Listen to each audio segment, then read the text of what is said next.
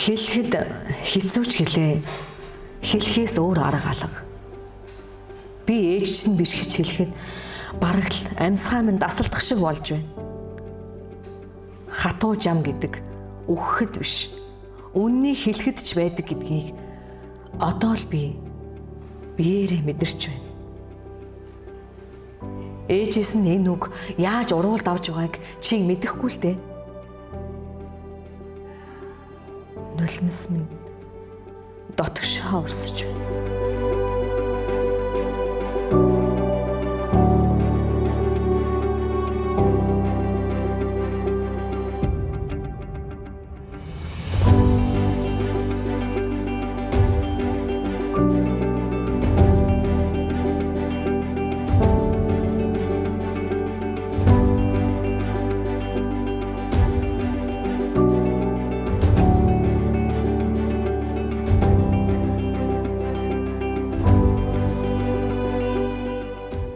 За миний ээж дугуйр журийн болормаа театрт ажиллаж байгаад гавьяаныхаа амралтанд гарсан хүн байдаг. За манай ээж болохоор 88 оны бүжигчдийн нэг. За тэгээ ээжигээ соёлын ордонд бүжигчин байх үеэс нь эхлээд дүүтэйгээ хамт ээжигээ дагаж театрт ирсэн тоглолт зэргийг үзэж. За тэгээд ерөнхийдөө тэр үеэс эхлээд урлагийн хүн болвол их гоё юм байна. Тайзан дээр гарах мэдрэмж ийм гоё байдаг юм байна гэдгийг мэдэрч энэ хөө хүсэл мөрөөдөлтөд хөтлөгдөж. За тэгээд улмаар 10 жил байхдаа урлагийн үзлэгт оролцож, дуулж, бүжиглэх гэх мэтчлэн авьяасаа хөгжүүлж тэгээ улмаар соёл урлагийн сургуульд шалгалт өгч тэнцээд тэгээ 4 жил амжилттай суралцаад төгсөөд за тэгээд Жан шарга театртаа ажиллаж амьдарч байгаа ийм хүн байна.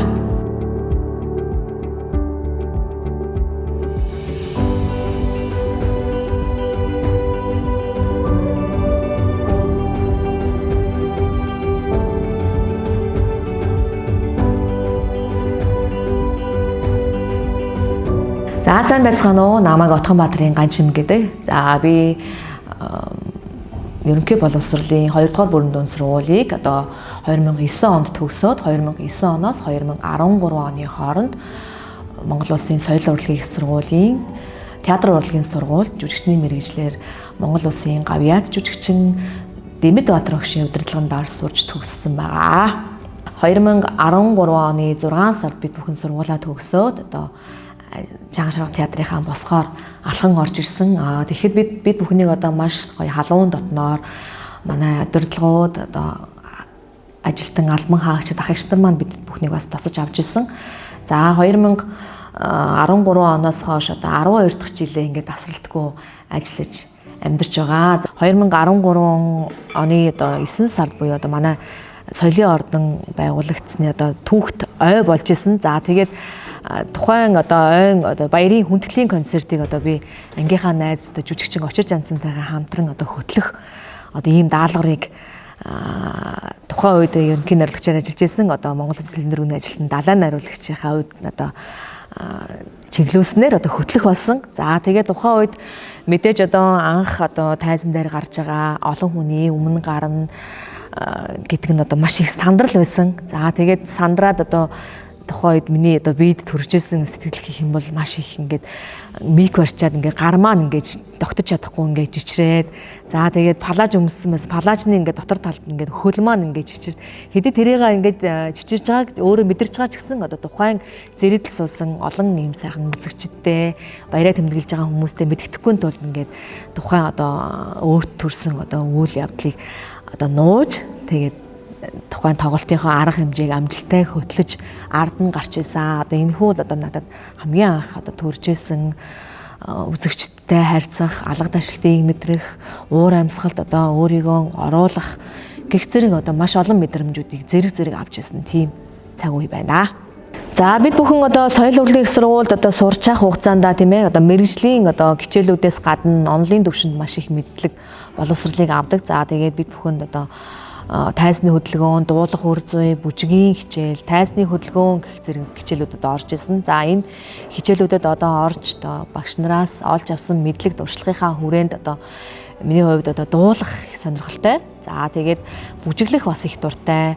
За тэгээд дөнгөж одоо сургуулаа төгсөж ирээд Жаахан шарга театрынхаа бүжигчтэй бас 2-3 жилийн хугацаанд бас бүжгийн одоо тайзан дээр гарч бүжигт нь оролцож бас явж исэн. За тэгээд улмаар дуулах авьяасаа хөгжүүлж одоо театрынхаа хөгжимчин Монгол Улсын соёлын дөрвийн ажилтан Алтан Туул, за тэгээд хөгжимчин Уран Бэлэг, жүжигчин Алтан Цэцэг гэдэг одоо 3 найзтайгаа хамтраад бас нэг хамтлагийг одоо байгуулад, за тэгээд тухайн одоо байгуулж байсан бүрэлдэхүүнээрээ одоо театрынхаа нэгэн сайхан уран бүтээлд одоо оролцож бас дөрүүлээ дуулж байлаа. За тэгээд 3 сарын 8-ны одоо арга хэмжээ, 3 сарын 18-ны арга хэмжээ гэх мэтчлэн арга хэмжээнүүдэд одоо оролцож бас дуулж байсан. За одоо тэгээд манай 2 гишүүн маань одоо нөгөө ажлаасаа гараад одоо өөр ажил хийж байгаа. За тэгээд одоо Монгол Улсын соёлын дөрвийн ажилтан одоо Алтан Туулагчтэйгээ одоо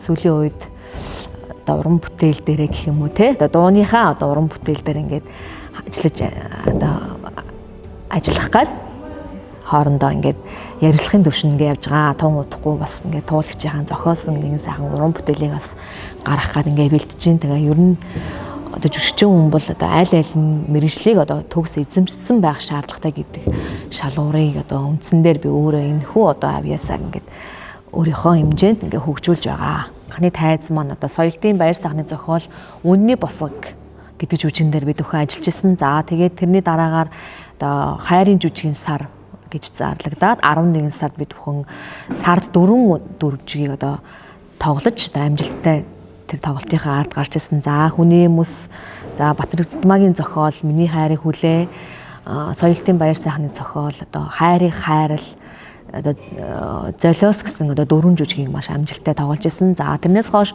одоо Гэгэн Муза наадамд одоо Бавгал ханх сүрэнгийн зохиол Гэгэн томлон жүжигээр одоо бас оролцож ирсэн. За тэгээд Сүмэн хатны дүрээр Шилдэг эмэгтэйн туслах дүрд одоо номинацид нэр дэвшиж оролцож ирсэн. За мөн одоо хүүхдийн зохиол Маршакийн Муурын байшин мюзиклийн Ямааны дүрд бас тоглож байлаа. За тэгээд Луузангийн гом сүрэн урлагийн гавь сэтгэлтэн Луузангийн гом сүрэнгийн найруулгаар их хижидтэн жүжигт тоглож байсан. За тэгээд сүүлд Буута тулай жүжигийн одоо үнэгний дүр дээр бас тус ажиллаж байсан. За тэгээд сүүлд ажилласан уран бүтээл гэх юм бол одоо өнгөрсөн одоо 3 сарын 27 буюу Дэлхийн театрын өдрийг тохиолдуулан одоо Шагдар сүрэнгийн Гүр бадрын зохиол одоо Мис дараамын жүжиг дээр одоо амжилттай ажиллаж одоо тухайн жүжигийн найруулагчаар Жаахан шарга театрын уран сайхны өдөртөгч одоо Зундуйн Далай найруулагч маань ажиллаж одоо бид бүхэн энэ хүү бүтээлийнхаа ард амжилттай гарсан. За дараагийн одоо хамгийн сүүлд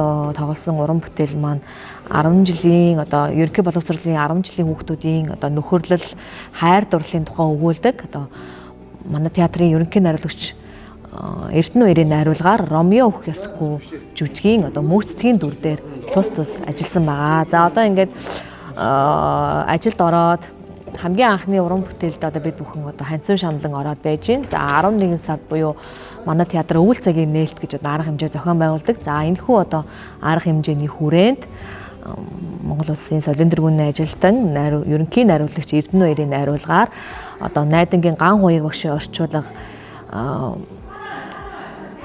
Өгтөлтэй жаргасан шөнө гэдэг жүжиг дээр бид хүн одоо ажиллах гээд дүрийн одоо хуваарлалт хийгдсэн одоо ширээний урьдчилгаандаа ороод ингээд явж байна.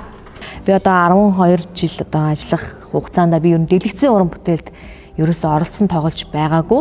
За тэгээд дэлгэцийн бүтээл бас тоглож үзэх юмсан дэлгэц камертай ажиллах одоо ямар мэдрэмж авдаг бол гэдгийг би бас мэдрэхийг хүсдэг. За тэгээд тэр дундаа дэлгэцийн уран бүтээл тоглохдоо одоо юу тийм одоо цэрэг цагдаагийн ч гэдэг юм уу те тийм одоо тийм трүүктэй зонтоонтой тийм нэг гоё дүрд бас тоглож үзэх юмсан гэсэн бас мөрөөдөл байдаг. Ер нь одоо театрт ажиллах одоо юу сайхан байдгийн бэ гэхлээр одоо тайзан дээр гарч одоо олон хүний те алга дашилт маш сайхан энергийг мэдрэх. За тэгээд мэдээж одоо бэлтгэл тоглолт жүжиг аль альнийх нь одоо өмнөх үед нь мэдээж ядарна одоо ар гэрийг мэдээж ингээд орхигдуулах ч гэдэг юм уу те ачааллыг авсны дараа тухайн бүтээлийнхэн ард гарсны дараа маш сайхан мэдрэмжийг одоо авдгаараа урлагийн одоо мэргэжлэл бусад мэргэжлээс одоо онцлогтой.